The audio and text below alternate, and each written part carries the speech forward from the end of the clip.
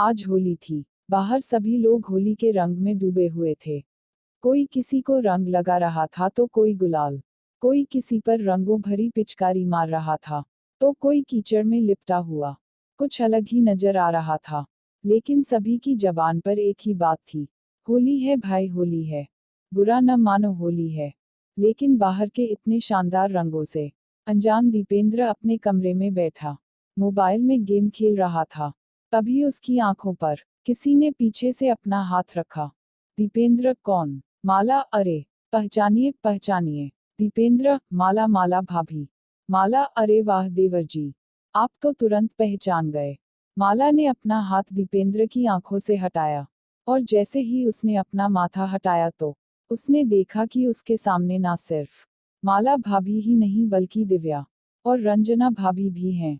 दिव्या और रंजना भाभी के हाथों में ढेर सारा रंग था। दीपेंद्र कुछ समझ पाता उसके पहले ही उन लोगों ने उसके चेहरे पर रंग लगाना शुरू कर दिया। तीनों भाभियां, होली है, होली। आज तो हम आपको ऐसे रंगेंगे कि रंग छुड़ाने में आपको कम से कम 10 दिन लगेंगे। हाँ, ये कहकर उन लोगों ने फिर से दीपेंद्र को रंग लगाना शुरू कर दिया। इस बीच माला भाभी ने बाल्टी में रंगों को घोला और दीपेंद्र की ओर देखते हुए कहा, माला, देवर जी तैयार है ना रंगों भरी बाल्टी में डुबकी लगाने के लिए? ये कहकर माला बाल्टी के रंगों को एक पिचकारी में भरकर दीपेंद्र पर डालने लगी। दीपेंद्र, अरे अरे, हो गया भाभी, अब कितना रंग लगाएंगी? माला, अरे ऐसे कैसे हो गया भाभी, और देवर की होली भी भला इतनी जल्दी खत्म होती है क्या? ये कहकर उन तीनों ने दीपेंद्र को पकड़ा और उसे बाहर ले जाने लगी। दीपेंद्र, अरे कहाँ ले जा रही हैं मुझे आप लोग? दिव्या, आप भी ना सवाल बहुत पूछते हैं, चलिए ना जहाँ ले जा रहे हैं। उसके बाद तीनों भाभी दीपेंद्र को एक रंग के भरे टब के पास ले गई। दीपेंद्र ने जब रंगों से लबालब भरे उस टब को देखा तो बोल पड़ा, दीपेंद्र, ओ तेरी, अभी और भी रंग बाकी है। दीपेंद्र की बात अभी खत्म भी नहीं हुई थी कि दिव्या भाभी ने उसे जोर का धक्का मारा और वो उस टब में जा गिरा। उसके बाद सारी भाभियां जोर जोर से खिलखिलाकर हंसने लगी और उससे कहने लगी, रंजना, क्यों देवर जी आ रहा है भाभियों के साथ होली खेलने का मजा? दीपेंद्र, आ तो रहा है, लेकिन ऐसा लग रहा है कि होली एक तरफा हो रही है। माला, अरे ऐसा क्यों? दीपेंद्र, क्योंकि अभी मैंने कहा लगाया आप लोगों को रंग। अरे जैसे आप लोगों ने मुझे रंगों से भर दिया, मुझे भी तो आपको रंगों से भरना है। ये कहकर वो टब से बाहर निकला और तीनों भाभियों को टब में धकेलने लगा। दिव्या, अरे यार, ये देवर जी क्या कर रहे हैं? तीनों भाभियां, अरे छोड़ दो मेरा हाथ, अरे देवर जी छोड़िए ना। उद्धरण चिन्ह। दीपेंद्र, अच्छा, जब आपकी बारी आई तो कह रही हैं छोड़िए छोड़िए। अरे कैसे छोड़ दें आपको? उसके बाद दीपेंद्र सभी को उस टब में डाल देता है और खुद भी टब में प्रवेश कर जाता है। दीपेंद्र, हाँ भाभी, अब ना होगी देवर और रंगीली भाभियों की जबरदस्त होली। टब में चारों के चारों होली की खुमारी में डूबे हुए थे। दीपेंद्र कभी माला भाभी को रंग लगाता तो कभी रंजना भाभी को, कभी तीनों भाभियां उसके चेहरे को फिर से रंग देती। दीपेंद्र, क्यों रंगीली भाभीओ, ये वाली होली कैसी है? तीनों भाभियां, मस्त है। होली का मतलब ही यही है कि सब सही गलत को भुलाकर गले मिला जाए और मस्ती के रंगों में डूबा जाए। यह कहकर तीनों भाभियों ने दीपेंद्र को गले से लगा लिया। दीपेंद्र ने कभी सपने में भी नहीं सोचा था कि इस मोहल्ले में आने के बाद उसकी पहली होली इतनी शानदार और यादगार होगी। 6 महीने पहले ही तो वो इस मोहल्ले में रहने आया था। एक दिन जब वो अपनी बालकनी में खड़ा था, तभी उसकी नज़र सबसे पहली बार माला भाभी पर गई थी।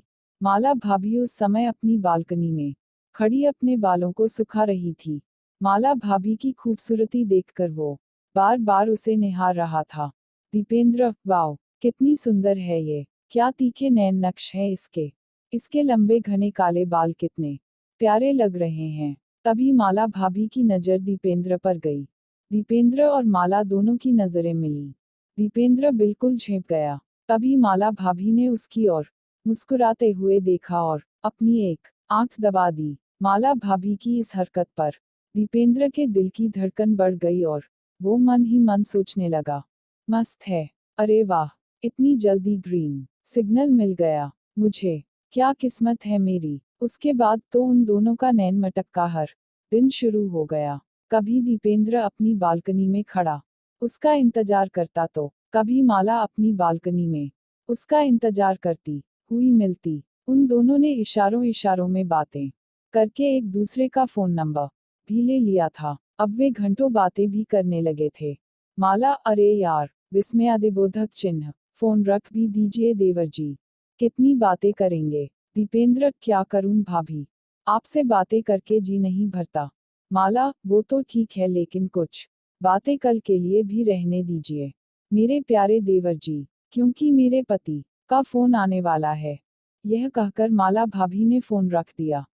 लेकिन इस बीच दीपेंद्र के साथ एक और घटना घटी। एक दिन दीपेंद्र बहुत देर से माला का इंतजार कर रहा था, लेकिन माला बालकनी में नहीं आई।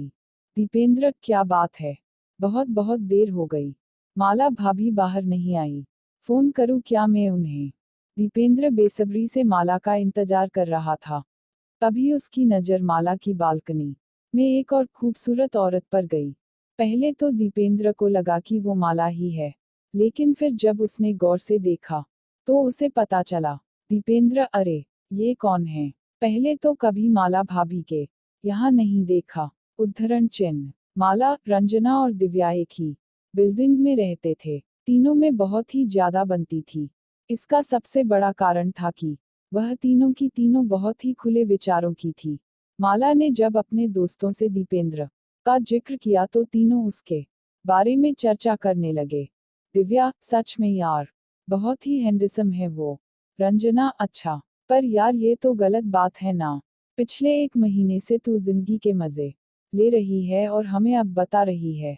माला, बता तो दिया ना, छिपाया तो नहीं। उद्धरण चिन्ह। दिव्या, अरे हमसे क्या छुपाओगी रानी, हम तो दीवार के आर पार भी देख लेते हैं। दीपेंद्र रंजना को देखकर ख्यालों में खोया हुआ था। तभी बालकनी में माला और दिव्या भी आ गई। उसके बाद वो तीनों दीपेंद्र को देखकर मुस्कुराने लगी और उसे इशारों से मिलने के लिए बुलाया।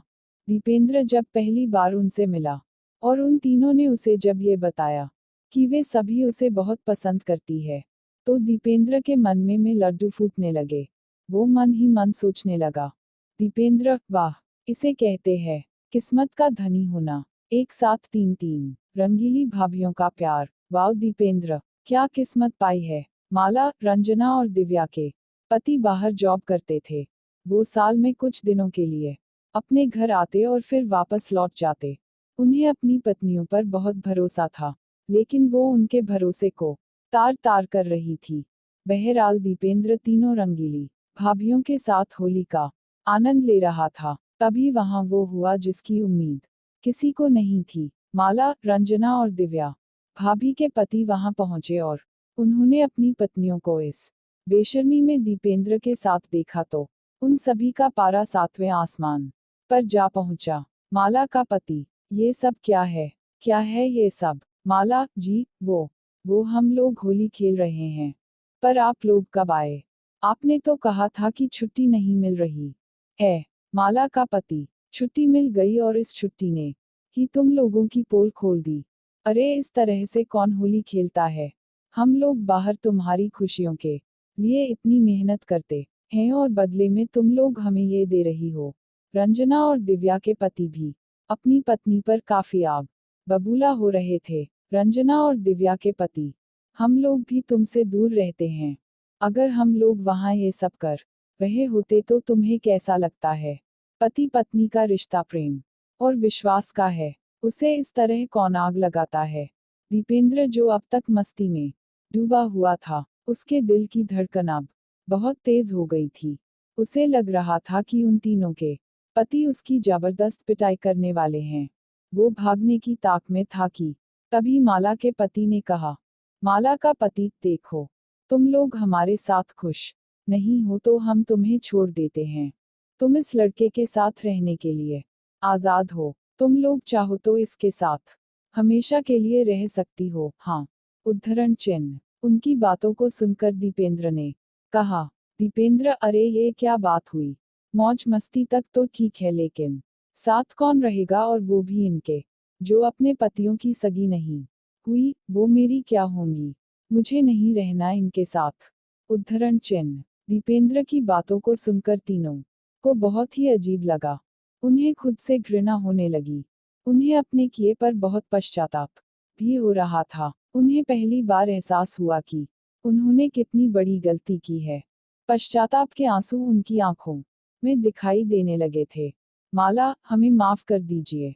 हम गलत राह पर चल निकले थे। दुनिया में सबसे बड़ा पाप किसी के विश्वास को तोड़ना है। हमने आपका विश्वास तोड़ा है। हमें माफ कर दीजिए। माफ कर दीजिए हमें। ऐसी गलती फिर नहीं होगी। उद्धरण चिन्ह। तीनों के पतियों ने उन्हें माफ कर दिया और वहीं पास में रखे रंगों को उन्हें लगाते हुए कहा। तीनों के पति, होली है। उद्धरण चिन्ह। होली के त्योहार के दिन तीनों भाइयों ने अपने जीवन से विश्वासघात का रंग निकाल दिया और प्रेम और विश्वास के रंग से अपना जीवन भर लिया।